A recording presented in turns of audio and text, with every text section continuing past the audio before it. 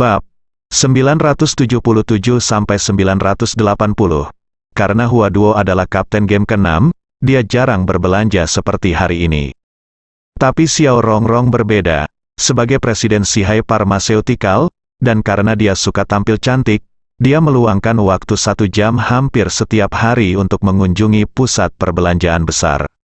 Oleh karena itu, Xiao Rongrong jelas memiliki lebih banyak pengalaman dibandingkan Hua Duo dalam hal berbelanja. Begitu mereka memasuki mall, mereka bertiga berdiri di depan pintu dan melirik ke atas. Xiao Rongrong sudah merencanakan rutenya. Mari kita mulai dari sini. Tidak ada bedanya dengan wanita lain, tapi toko apapun yang berhubungan dengan wanita. Xiao Rongrong mulai mengajak Hua Duo jalan-jalan. Li Fugui sangat bersemangat pada awalnya. Lagi pula, bisa mengajak dua wanita cantik seperti Hua Duo dan Xiao Rongrong berbelanja adalah hal yang luar biasa. Namun tidak butuh waktu lama bagi Li Fugui untuk dikalahkan sepenuhnya. Sesampainya dari lantai 1 hingga lantai 3, Li Fugui mengangkat kepalanya dan melirik ke atas. Matanya berubah menjadi hijau. Jika terus berlanjut, diperkirakan kedua wanita ini bisa bertahan di mall hingga gelap.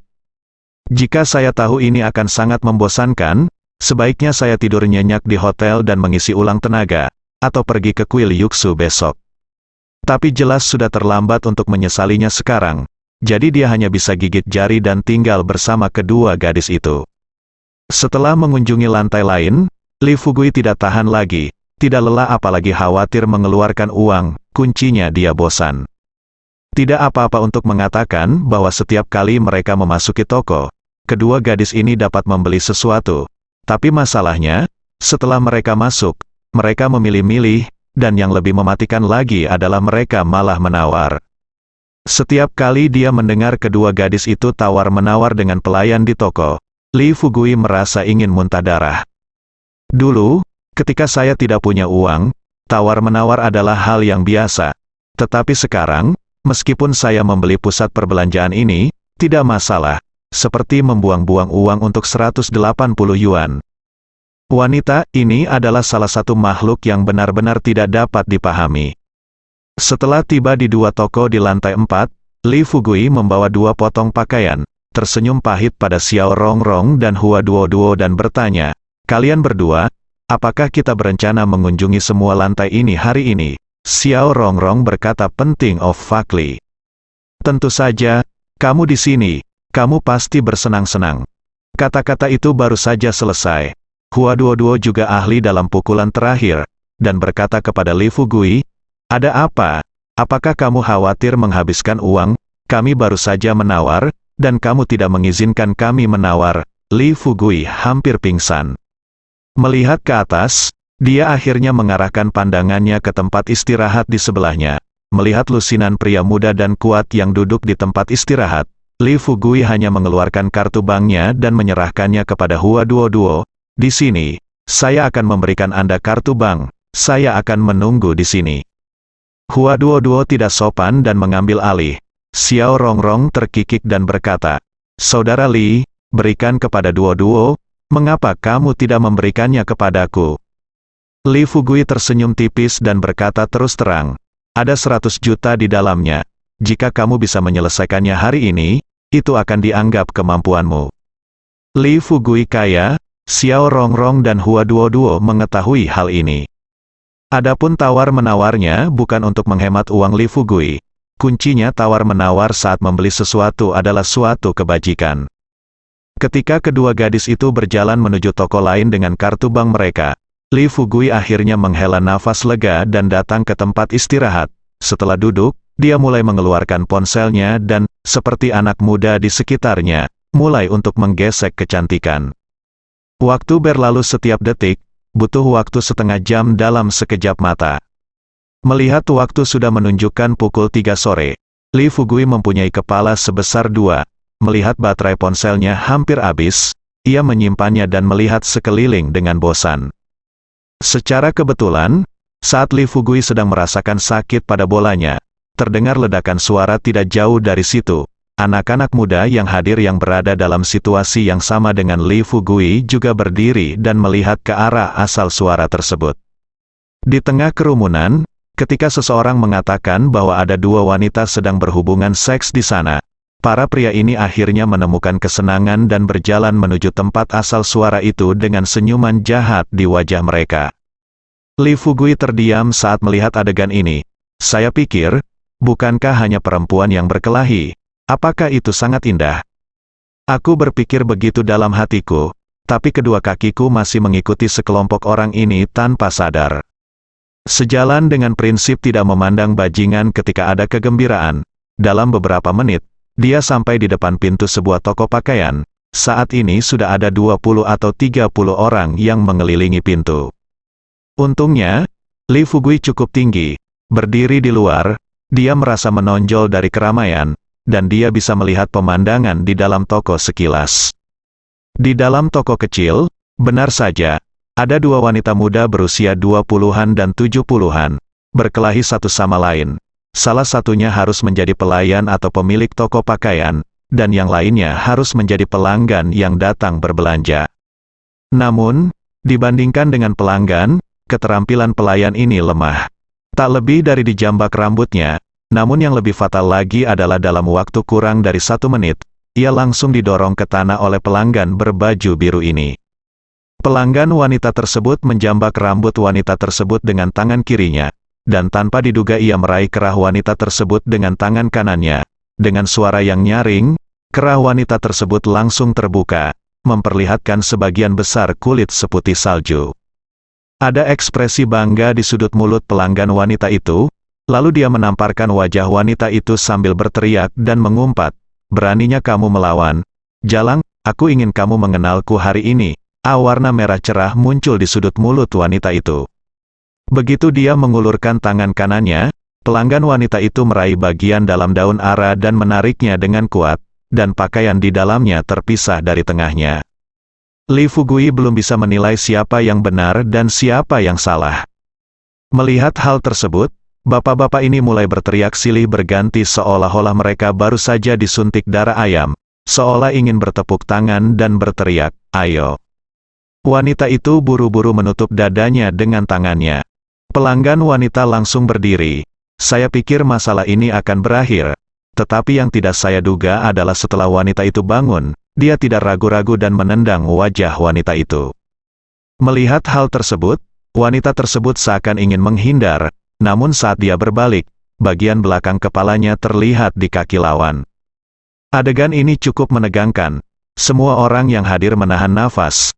Lagi pula, dengan tendangan yang begitu kuat dan berat, siapapun yang memiliki akal sehat tahu bahwa nyawa wanita itu mungkin akan hilang. Dalam kilatan petir, Li Fugui melompat ke atas kakinya dan terbang di atas kepala puluhan orang di depannya. Ketika jari-jari kaki lawannya kurang dari 3 cm dari belakang kepala wanita itu, dia meraih telapak kakinya, kaki pelanggan wanita dengan tangannya. Pada saat yang sama, dia mengangkat kepalanya dan berkata kepadanya. Pelanggan wanita itu tersenyum dan berkata, "Anda harus penyayang dan penyayang.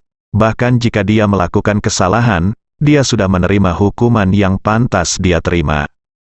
Tiba-tiba, begitu Li Fugui mengatakan ini, pelanggan wanita yang terjebak dalam sepatu kulit tidak hanya tidak menyesalinya, tetapi juga memandang Li Fugui dengan sikap arogan dan berkata, "Saya tidak menyangka bahwa dia masih seorang master latihan. Haha, siapa yang memintamu mengambil tindakan? Apa yang menghentikanku? Dasar orang buta. Kamu bahkan tidak tahu siapa aku." Menghadapi teriakan pelanggan wanita, Li Fugui terdiam beberapa saat. Dia tersenyum tak berdaya, "Kakak, apakah kamu harus memukulinya sampai mati hari ini?" Pelanggan wanita itu menunjukkan ekspresi jijik di matanya, berpura-pura merendahkan, dan berkata sambil mencibir, "Awalnya, aku hanya ingin menelanjangi dia telanjang dan membiarkannya berlarian di mal, tapi sekarang setelah kamu mengatakan ini, aku benar-benar ingin membunuhnya." Melihat mata pelanggan wanita itu, Li Fugui sudah bisa merasakan bahwa wanita jalang ini tidak seperti orang baik. Li Fugui melepaskan tangannya, mengambil sepotong pakaian dari gantungan di sebelahnya, dan melemparkannya ke wanita yang meringkuk di tanah. Kemudian dia berbalik dan melihat kerumunan di sekitarnya. "Biar ku beritahu kalian, bisakah kita melakukan sesuatu dan memanggil polisi atau apa, begitu?" Dia selesai berbicara, sekelompok orang yang menonton dengan cepat berbalik dan pergi. Dalam waktu kurang dari 10 detik, pintu yang semula diblokir menjadi kosong. Setelah melihat pemandangan ini, Li Fugui tercengang. Mengapa para bajingan ini tidak punya moralitas publik? Pelanggan wanita itu melirik ke pintu yang kosong, sedikit mengangkat sudut mulutnya, memandang Li Fugui dengan penuh minat, lalu mencibir dan berkata, "Nak, sepertinya kamu dari luar kota, kan? Haha, apakah kamu baru saja datang sebelum kamu datang ke sini? Saya tidak bertanya tentang lobi, tetapi di kota Honghe, siapa yang tidak bisa tersinggung?" Li Fugui tidak peduli tentang ini, di matanya, tidak ada orang yang tidak bisa tersinggung. Selama pihak lain berniat merugikan dirinya sendiri, dia pasti tidak akan membiarkan pihak lain mengambil keuntungan. Dan gadis di depannya pasti telah melukai harga dirinya. "Kakak, aku benar-benar tidak bertanya sebelum aku datang ke sini. Tolong beritahu aku, siapa yang tidak bisa tersinggung di kota Honghe?" Li Fugui bertanya pada wanita berbaju biru sambil tersenyum main-main. Wanita di tanah itu meneteskan air mata setelah seseorang membelanya.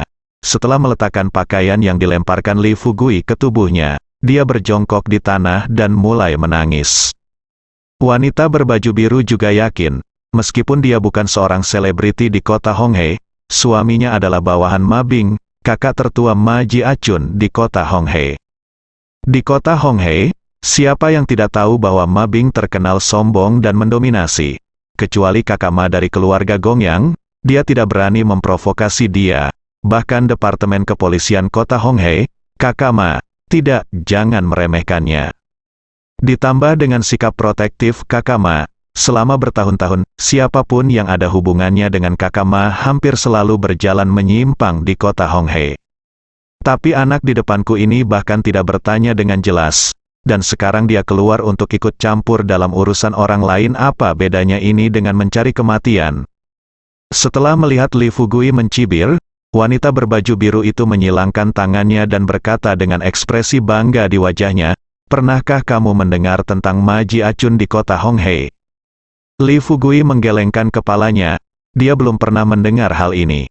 Wanita berbaju biru itu tampak terkejut, seolah-olah sedang memandang orang bodoh, lalu menatap Li Fugui dan berkata, "Wah, kamu belum pernah mendengar tentang Ma Ji-achun? Pernahkah kamu mendengar tentang Ma Bing? Pacarku adalah Ma Bing, salah satunya 4 raja surgawi." Wanita berbaju biru berpikir bahwa dia akan mampu membuat Li Fugui berlutut dan memohon belas kasihan jika dia mengatakannya dengan jelas. Akibatnya, Li Fugui mendengarkan dan tidak bisa menahan diri untuk tidak bertanya sambil tersenyum, 4 raja surgawi, laut iblis atau biru iblis. Wanita berbaju biru itu jelas terkejut, dan kemudian berkata dengan marah, "Upacara iblis laut iblis apa? Hijau. Apakah kamu tidak mengerti bahasa manusia?" Li Fugui tidak bisa menahan tawa dan berkata, "Sangat buruk menjadi tidak berpendidikan. Bukankah kamu berbicara tentang 4 raja surgawi? Bukankah 4 raja surgawi adalah hadiah ajaib laut, hadiah ajaib hijau, dan hadiah ajaib, Li Hong? Apakah Molly berumur panjang? Saya pikir kamu hanya tidak belajar dengan baik ketika kamu masih kecil, dan kamu tidak menganggap serius drama TV. Pernahkah kamu melihat Daftar Dewa?" Wanita yang berjongkok di sampingnya dan menangis, mendengar bahwa Li Fugui, dia tidak bisa menahan tawa mendengar kata-kata ini. Baru pada saat itulah wanita berbaju biru menyadari bahwa dia telah dipermainkan oleh anak laki-laki tersebut. Dahinya ditutupi dengan garis-garis hitam. Dia mengangguk dengan berat dan berkata, "Oke, bagus sekali. Apakah kamu bercanda? Luar biasa, berbakat. Jika kamu memiliki kemampuan, jangan pergi hari ini." Li Fugui berkata dengan senyum tidak setuju. "Jangan khawatir, aku tidak akan pergi. Aku benar-benar ingin melihat seperti apa rupa 4 raja langit dan apakah mereka setampan aku." Ada tatapan mematikan di mata wanita berbaju biru itu. Dia mengeluarkan ponselnya, langsung menuju pintu, dan mulai menelepon seseorang. Li Fugui berjongkok di samping wanita itu, setelah bertanya, dia mengetahui bahwa wanita itu adalah pemilik toko kecil bernama Hairou. Adapun wanita berbaju biru di depannya, orang-orang di jalan memanggilnya Sister Jing, dan nama panggilannya adalah Si Jing. Pacar yang disebutkan wanita berbaju biru itu sebenarnya Ding Hui, salah satu dari 4 Raja Mabing. Orang-orang memanggilnya Kakak Hui. Setelah Li Fugui mendengarkan perkenalan singkatnya, dia dengan penasaran bertanya tentang alasan perselisihan antara kedua orang tersebut. Anda tidak akan tahu jika Anda tidak bertanya. Setelah bertanya dengan jelas, Li Fugui benar-benar yakin. Si Jing memukuli Hairou hanya karena Hairou melihat Si Jing lagi ketika dia melewati pintu masuk toko. Alasan ini tidak dapat berkata-kata. Setelah menceritakan alasannya, Hairou menyeka air matanya dan berkata, "Apakah menurutmu dia pengganggu? Aku menahannya setelah menamparku 2 kali, tapi dia juga menendangku ke bawah. Aku seorang wanita." Saat ini, Hairou sudah menangis. Li Fugui menghela nafas. Sepertinya binatang seperti itu ada di kota manapun. Setelah menelepon, Si Jing memblokir pintu toko, menatap Li Fugui, lalu berkata dengan senyum bangga, "Wah, masih terlambat untuk mengetahui bahwa saya salah. Dengan cara ini, saya tidak akan mempermalukan kamu hari ini. Kamu dan dia bermain poker di toko agar semua orang dapat melihatnya, dan kemudian aku tidak akan mempermalukanmu." Li Fugui perlahan berdiri. Mata pembunuh itu tertuju pada wajah Si Jing, dan kemudian dia berkata dengan dingin, "Berlututlah, jangan paksa aku untuk memukulmu." Ketika Si Jing mendengar ini, jelas ada ekspresi ketakutan di matanya. Tetapi karena mengira suaminya sudah dalam perjalanan, dia mengerutkan kening. Setelah berusaha menenangkan diri sebanyak mungkin, dia langsung memarahi Li Fugui, "Buat aku berlutut, kamu bahkan tidak tahu siapa dirimu. Baru saja terjatuh." Li Fugui tiba-tiba terbang ke depan dan menamparkan langsung wajah Si Jing. Meskipun Li Fugui hanya menggunakan 30% dari kekuatannya, Si Jing langsung jatuh ke tanah. Dengan darah keluar dari sudut mulutnya, matanya penuh ketakutan, bibirnya sedikit gemetar, dan dia menatap Li Fugui. Tampak tidak percaya. Ditanya, "Beraninya kamu memukulku?" Li Fugui mendengus, sama sekali mengabaikan apa yang dikatakan Si Jing. Tapi Hairou panik saat melihat ini. Dia bergegas dan meraih tangan Li Fugui, "Adik, kamu tidak boleh impulsif di kota Honghe, kecuali kamu berasal dari keluarga Gongyang. Jika tidak, tidak ada yang bisa memprovokasi mereka." Li Fugui melepas tangan Hairou sambil tersenyum dan berkata terus terang, "Itu karena aku tidak datang ke sini sebelumnya. Tapi sekarang aku di sini, seseorang berani menghadapinya." Hairou tertegun. Dia bisa melihat aura raja terpancar dari Li Fugui. Namun, memikirkan reputasi Mabing di kota Honghe, Hairou masih diliputi rasa takut. Dia memahami bahwa meskipun Li Fugui adalah seorang seniman bela diri, dia sangat terampil dan bisa bertarung 1 lawan 10. Tapi setelah memprovokasi sekelompok orang ini, Li Fugui berbalik dan pergi setelah pemukulan. Pada akhirnya, bukankah dia yang dibalas? Dia datang ke kota Honghe dan bekerja keras selama bertahun-tahun sebelum dia memiliki toko kecilnya sendiri. Memikirkan hal ini, Hairou tersedak dan berkata, "Adik, aku tahu kamu baik hati membantuku, tapi jika kamu tidak mengenal siapapun dari keluarga Gongyang, lupakan saja." Li Fugui terdiam untuk beberapa saat, memandang wanita itu dan bertanya. Dia berkata, "Apakah kamu tidak mendengar apa yang baru saja dia katakan? Entah kamu dan aku akan menyiarkan langsung hari ini, atau kita tidak akan selamat. Apakah kamu benar-benar berencana untuk mengizinkanku bermain poker denganmu di sini?" Mata Hairou berkaca-kaca. Ketika Li Fugui melihat ini, hatinya tergerak, dan dia mengaktifkan keterampilan nyanyiannya. Setelah melihat melalui pikiran Hairou, dia menghela nafas tak berdaya, dan kemudian bertanya pada Hairou, "Berapa harga tokomu?" Hairou tertegun. Dia tidak melakukannya. Memahami maksud perkataan Li Fugui, dan hanya menatap Li Fugui dengan rasa ingin tahu. Li Fugui melihat ini, jadi dia melanjutkan, "Anda bisa mengetahui harganya, dan saya akan membeli toko kecil ini. Jika Anda benar-benar khawatir, Anda dapat mengambil uang itu dan pergi ke kota lain untuk pembangunan." Sebelum Hairou memberikan tanggapan apapun, Si Jing, yang jatuh ke tanah dan menyeka darah dari sudut mulutnya, berbicara, "Wah, menurutmu kamu hebat karena punya sedikit uang. biarku beritahu, kamu menamparku hari ini, aku akan membuatmu bangkrut. Li Fugui mengabaikan pihak lain, tetapi menatap Hairou dengan tenang. Melihat Hairou masih tertegun, dia hanya mendatangi mesin kartu di sebelahnya dan menggesek kartu tanpa berpikir, kalah 2 juta. Oke, aku sudah mentransfer 2 juta kepadamu. Kamu bisa menyelesaikan prosedurnya kapan saja. Mulai sekarang, toko ini tidak ada hubungannya denganmu. Tentu saja, jika uangnya kecil, kamu bisa memintanya, Hairou. Semuanya bingung, dia berdiri di sana, tertegun untuk waktu yang lama. Adapun Xi Jing, dia penuh dengan kebencian pada awalnya. Tetapi sekarang, melihat Li Fugui menghabiskan begitu banyak uang, dia sepertinya telah menemukan pintu menuju kekayaan. Berjuang untuk bangun, Xi Jing melihat selusin pemuda datang ke arahnya. Xi Jing buru-buru berteriak, "Saudara Hui, aku di sini." Suara itu semakin dekat. Ketika Li Fugui mendengar suara itu, pikirannya berubah dan dia menyalakan fungsi kamera telepon. Dia menyerahkannya kepada Hairou yang masih linglung. "Ambilkan video untukku." Hairou mengambil telepon dan sepertinya mengerti maksud Li Fugui, dia dengan cepat sampai ke sudut ruangan. "Simpan dan ambil telepon, ambil video rahasia."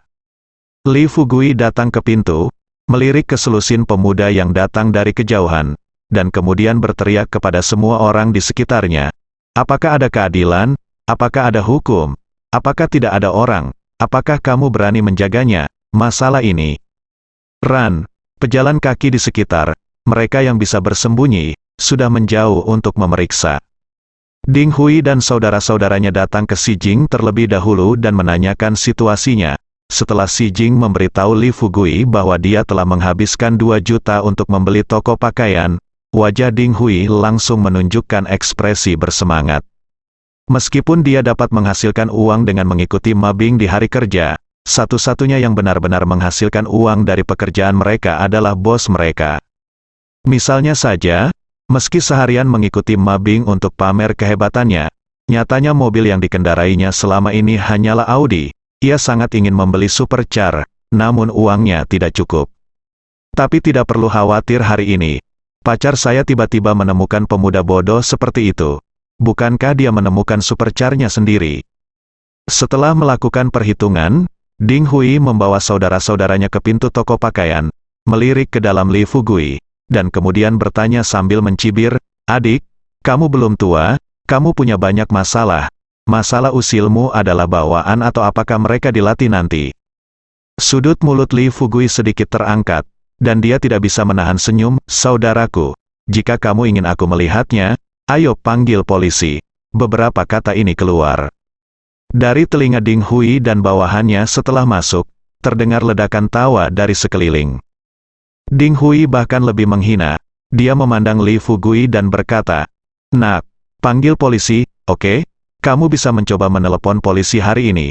Jika kamu berani memanggil polisi, percaya atau tidak, aku akan membunuhmu." Tempat itu, Li Fugui mengulurkan tangannya dan berkata kepada orang-orang di depannya berkata, "Ponsel saya kehabisan baterai.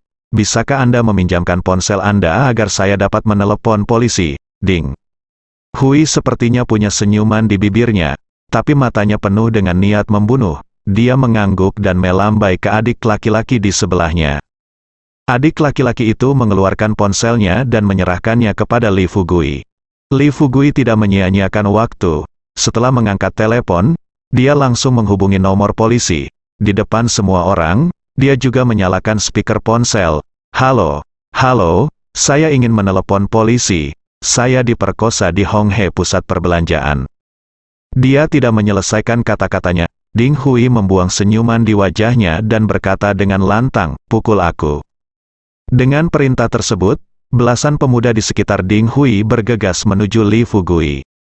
Li Fugui berteriak keras untuk tidak memukul, tapi tangannya tanpa ampun. Siapapun yang tertangkap tangannya akan patah kaki atau tangannya. Kurang dari semenit, anak buah Ding Hui semuanya tergeletak di tanah, meratap dengan keras, dan itu terlalu menyedihkan untuk ditonton. Ding Hui tertegun, dengan mulut setengah terbuka, berdiri di depan pintu dan melihat sekelompok anak buahnya yang terjatuh ke tanah. dia menunggu sampai Li Fugui mendatanginya, dan kemudian dia sadar kembali. Hari ini, dia benar-benar ditemui saatnya menjadi master. Karena terkejut, Ding Hui mengeluarkan pistol dari pinggangnya, dengan tangan gemetar. Dia mengangkat pistol dan mengarahkannya ke kepala Li Fugui. Li Fugui khawatir dia tidak dapat menemukan alasan yang cocok untuk membunuh Ding Hui. Ketika dia melihat pihak lain mengeluarkan pistol, dia tersenyum bahagia. Sebelum pihak lain dapat mengatakan apapun, dia buru-buru berteriak, "Sialan! Kamu tetap saja. Kamu membawa senjata secara pribadi." Saat dia mengatakan itu, Li Fugui meraih pergelangan tangan Ding Hui dan memberikan sedikit kekuatan. Pertama-tama terdengar suara patah tulang yang tajam. Segera setelah itu, terdengar jeritan yang menusuk. Li Fugui sepertinya secara tidak sengaja mendorongnya ke tanah, lalu menendang lututnya. Terdengar bunyi klik lagi, dan Ding Hui tergeletak tepat di depan Li Fugui. Kebrutalan adegan tersebut membuat Si Jing benar-benar memahami apa artinya menjadi kuat. Ding Hui masih belum sadar, berpikir bahwa mereka sudah begitu lama sombong di kota Honghe. Bagaimana mereka bisa dipukuli begitu parah hari ini? Saat Ding Hui memikirkannya, Li Fugui berjongkok di depan Ding Hui sambil tersenyum, dan bertanya sambil tersenyum, "Saudaraku, apakah menurutmu kita bisa memanggil polisi sekarang?" Ding Hui tahu bahwa begitu polisi dipanggil, seperti yang terjadi hari ini, Li Fugui tidak ada tanggung jawab yang diperlukan. Yang paling penting adalah bos mereka, Saudara Bing, paling membenci hal dalam hidupnya, yaitu memanggil polisi jika terjadi sesuatu. Dalam pandangan Ma Bing, ini sepenuhnya merupakan manifestasi dari ketidakmampuan. Memikirkan hal ini, Ding Hui mengertakkan gigi, menahan rasa sakit di tubuhnya, dan berkata dengan getir kepada Li Fugui, "Wah, kamu punya kemampuan. Jika aku tidak membunuhmu kali ini, aku akan mengambil nama belakangmu mulai sekarang." Ditinggalkan. Mendengar ini, Ding Hui memandang Si Jing, yang pucat di satu sisi, mengertakkan gigi dan berkata, "Mengapa kamu masih berdiri di sana? Panggil Saudara Bing." Si Jing menangis. Mendengarkan terhadap teriakan orang-orang ini, dia buru-buru berkata, "Saudara Hui, sebaiknya aku membawamu ke rumah sakit dulu." Ding Hui berteriak, "Pelacur bau, kamu akan melakukan apapun yang aku minta. Di mana semua omong kosong ini berasal? Cepat, panggil aku Kakak Bing." Li Fugui menepuk lembut wajah Ding Hui dengan tangannya, datang ke toko kecil, membawa kursi dan duduk di depan pintu, lalu tersenyum pada Ding Hui dan berkata, "Saudaraku, jangan khawatir, aku tidak akan lari. Ya, kamu dapat menemukan seseorang jika kamu mau, aku tidak terburu-buru." Li Fugui tahu bahwa meskipun dia meremehkan menjadi anggota Biro ke-6, sejak dia bergabung, dia harus memainkan peran. Dari apa yang dikatakan Hairo barusan, dia pada dasarnya dapat menyimpulkan bahwa Ma Bing dan kelompoknya pastilah sekelompok ngengat di sini di kota Honghe. Dia membunuh mereka semua, yang dianggap sebagai hal yang baik bagi masyarakat. Ding Hui mengertakkan beberapa geraham belakangnya, menatap Li Fugui, memandang Si Jing dari sudut matanya, dan meraung lagi, "Cepat." Si Jing jelas-jelas panik, dan dengan cepat mengeluarkan ponselnya dan mulai menelepon Kakak Bing telepon.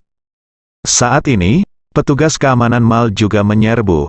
Ketika mereka melihat Ding Hui dan yang lainnya tergeletak di tanah, mereka semua membeku di tempat. Ding Hui berbaring di tanah, mengangkat kepalanya dengan susah payah dan melirik ke arah sekelompok penjaga keamanan, lalu berkata dengan dingin, "Apa yang kamu lihat? Apakah kamu ingin mati? Mengapa kamu tidak segera datang kepadaku?" Penjaga keamanan tidak bodoh. Jika Ding Hui dan yang lainnya mengambil keuntungan, jika mereka datang membantu sekarang, mereka akan dapat bekerja lebih baik di sini di masa depan.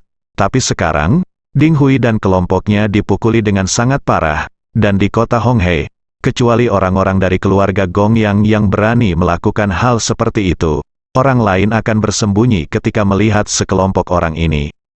Ditambah dengan sikap Li Fugui saat ini, dia duduk tak bergerak di kursinya, sepertinya dia tidak menganggap serius Ding Hui dan yang lainnya. Berdasarkan ekspresi percaya diri di wajah orang lain, penjaga keamanan mungkin bisa menebak bahwa identitas orang tersebut pasti lebih mulia dari cucu Ding Hui. Mereka diam-diam berseru, "Alangkah indahnya! Tetapi mereka semua berkata tanpa daya, "Saudara Hui, mohon bersabarlah untuk saat ini. Anda bukan tandingan kami, apalagi kami.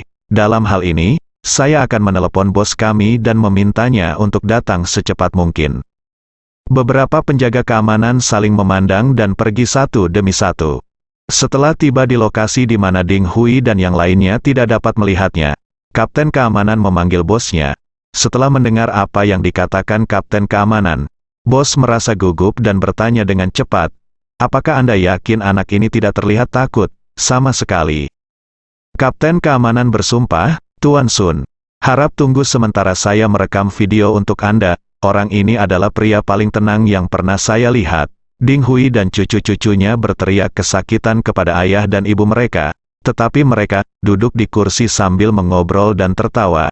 "Jika saya melihatnya, anak ini mungkin dari keluarga Gongyang." Ding Hui dan cucu-cucunya sedang menendang batu kali ini. Setelah mendengar ini, bos buru-buru memperingatkan, "Jangan berikan, aku yang merekam videonya, dan jangan bilang aku tahu tentang ini. Aku tidak tahu apa-apa. Juga, kalau Mabing datang, jangan tanya aku. Kalau kamu tanya aku, kamu akan melakukannya. Bilang saja aku sedang dalam perjalanan bisnis. Yang paling penting satu hal, kalian semua harus lebih berhati-hati, jangan mencari masalah dan mati. Beritahu bisnis terdekat untuk menutup pintu yang seharusnya ditutup, dan jangan menunggu sampai mendapat masalah." Kapten Keamanan dengan cepat menyetujuinya, lalu membubarkan diri dan mulai memberitahu semua orang. Bisnis di dekat gedung ditutup. Saat ini, Hua Duo dan Xiao Rongrong masih berbelanja di lantai 5. Ketika mereka sedang memilih kosmetik di toko kosmetik, pemilik toko kecil tersebut menerima telepon dari rekan-rekannya di lantai 4. Setelah mendengarkan penjelasan temannya tentang situasinya, sang induk semang menyadari ada sesuatu yang tidak beres. Dia memikirkannya sejenak, lalu buru-buru melangkah maju dan berkata dengan nada meminta maaf kepada Xiao Rongrong dan Hua Duo, "Dua wanita cantik, aku benar-benar minta maaf, sesuatu telah terjadi, kami tutup sekarang." Hua Duo dan Xiao Rongrong penasaran untuk beberapa saat. Xiao Rongrong terkikik dan bertanya kepada sang induk semang, "Kakak, apakah kamu sedikit marah ketika kita terus memilih?"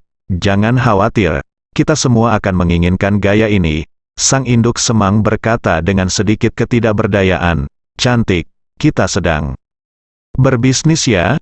Bagaimana Anda bisa marah karena pelanggan memilih sesuatu? Benar-benar ada keadaan darurat di bawah, dan mungkin akan terjadi perkelahian nanti. Selain itu, saya menyarankan Anda untuk pergi dari sini sesegera mungkin." Hua Duo melihat wajah sang induk semang. Dengan ekspresi gelisah di wajahnya, dia tiba-tiba merasakan firasat ketika dia mengira Li Fugui, si pembuat onar, masih ada di bawah. Saat mata Xiao Rongrong bertemu, Xiao Rongrong juga menunjukkan ekspresi gelisah di wajahnya. "Kemasi semua model yang baru saja kita coba," kata Hua Duo. Alih-alih menawar seperti pergi ke toko lain, dia langsung pergi ke samping untuk memeriksa. Pemiliknya dengan cepat meminta penjual untuk mengemas kosmetik sementara dia sendiri yang menggesek kartunya. Begitu Hua Duo dan Xiao Rongrong keluar, pemiliknya segera menutup pintu toko. Hua Duo dan Xiao Rongrong melihat sekeliling dan menemukan bahwa hanya ada segelintir orang yang tersisa di pusat perbelanjaan yang awalnya ramai dengan orang, dan mereka sedang terburu-buru, sepertinya berjalan menuju luar pusat perbelanjaan. "Saudari Hua, apakah kamu kaya?" Xiao Rongrong bertanya ragu-ragu. Hua Duo tidak menjawab, dan hanya berjalan cepat ke bawah. Tapi di dalam hatinya, dia sudah yakin bahwa apa yang terjadi di mall mungkin ada hubungannya dengan Li Fugui. Dia hanya ingin tahu, apa yang bisa dilakukan Li Fugui di sini sehingga berdampak besar. Ketika mereka berdua tiba di lantai 4, begitu mereka keluar dari tangga, mereka tiba-tiba dihentikan oleh petugas keamanan mall.